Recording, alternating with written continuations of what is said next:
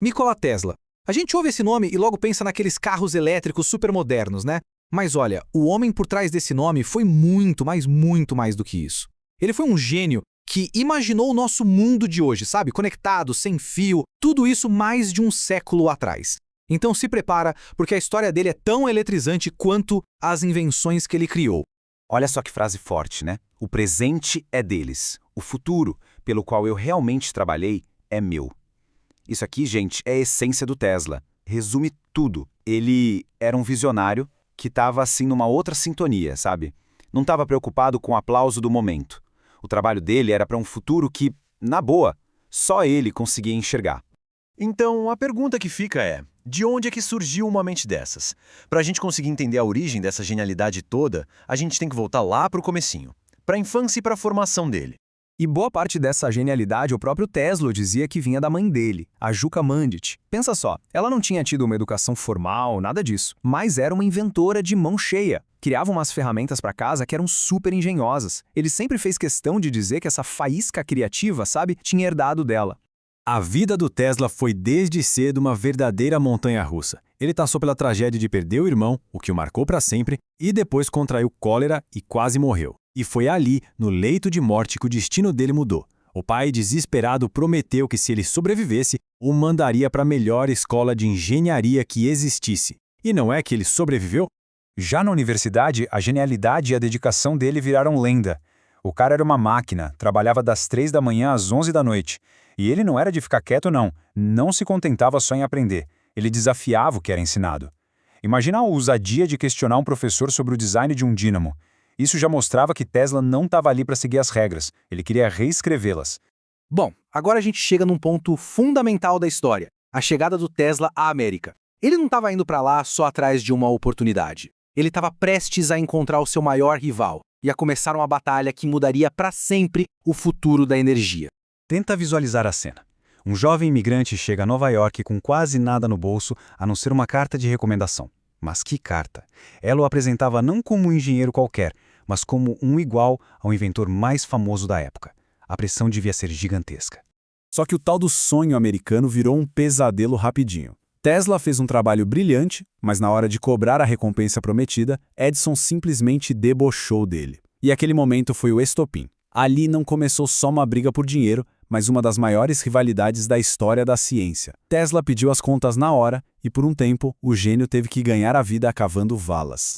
E aqui está o centro da briga toda. De um lado, Edison apostava tudo na corrente contínua, o padrão da época, que perdia força em longas distâncias. Do outro, Tesla defendia a corrente alternada, uma solução muito mais eficiente, capaz de levar a eletricidade a centenas de quilômetros.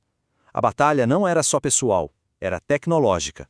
E essa disputa técnica não ficou só nos laboratórios. Ela virou uma guerra pública, uma batalha de ideias, de marketing e de poder pelo futuro da eletricidade. O mundo estava prestes a ver a guerra das correntes.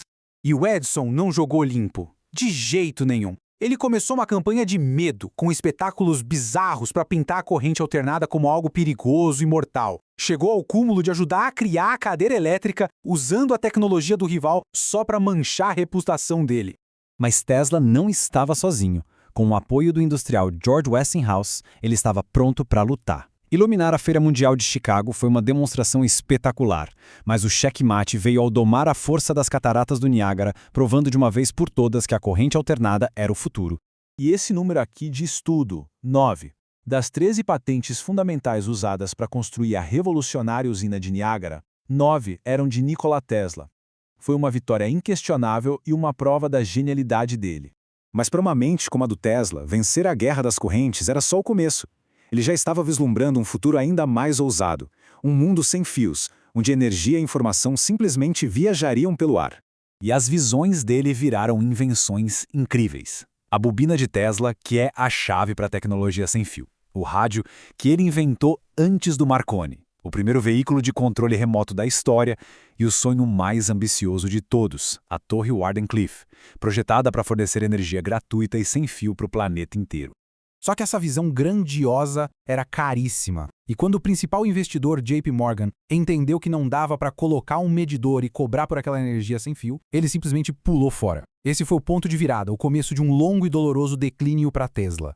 A segunda metade da vida do Tesla é uma história bem trágica. As dificuldades financeiras e uma excentricidade cada vez maior começaram a ofuscar seus triunfos do passado, levando a um isolamento cada vez mais profundo. E os golpes foram um atrás do outro. Um incêndio devastador destruiu seu laboratório. O sonho de Wardenclyffe morreu por falta de dinheiro. E aos poucos ele se retirou do mundo, vivendo suas últimas décadas em um quarto de hotel, dependendo da boa vontade dos outros. Nos seus últimos anos, a linha que separava o gênio do louco ficou meio tênue. Ele desenvolveu uma obsessão estranha por pombos e propôs invenções fantásticas, como um tal de raio da morte, que, segundo ele, acabaria com todas as guerras. Será que a mente que iluminou o mundo estava se perdendo na escuridão? Mas, apesar desse fim solitário e trágico, o trabalho de Tesla nunca parou de moldar o mundo. Na verdade, seu verdadeiro legado só ficou claro décadas depois da morte dele. E ele está por toda parte ao nosso redor. Mais de 700 patentes. Esse número impressionante dá uma ideia da escala da sua capacidade de inventar. A mente dele parecia estar sempre criando, sempre buscando novas maneiras de domar as forças da natureza para o bem da humanidade. E finalmente veio o reconhecimento supremo. Em 1960, a comunidade científica o imortalizou, nomeando a unidade de densidade de fluxo magnético em sua homenagem, o Tesla. O nome dele agora está para sempre ao lado de gigantes como Newton, Volta e Ampère. Então fica a reflexão. Da tomada na parede ao sinal de Wi-Fi no bolso, quanto do nosso mundo moderno a gente realmente deve a Nikola Tesla? O futuro pelo qual ele tanto trabalhou é o nosso presente.